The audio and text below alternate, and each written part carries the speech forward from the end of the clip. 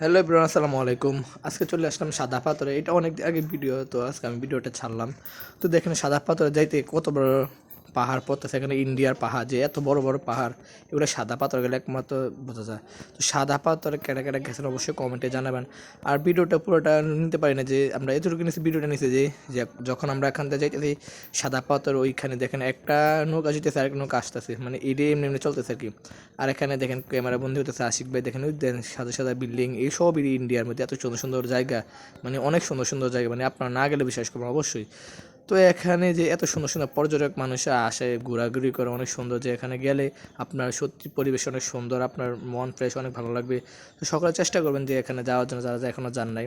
তো এখানে নৌকাগুলো দাঁড়িয়ে রয়েছে, যে মানুষগুলো নিয়েছে এখান থেকে আবার তুলে নিয়ে দেবো। তো সাদা পথে গোসল করার ভিডিও পর আপনাদেরকে আবার দেবো। সকল ভালো থাকবেন, আল্লাহ হাফেজ। ভিডিওটা ভালো লাগলে অবশ্যই লাইক করবেন, শেয়ার করবেন। টাটা।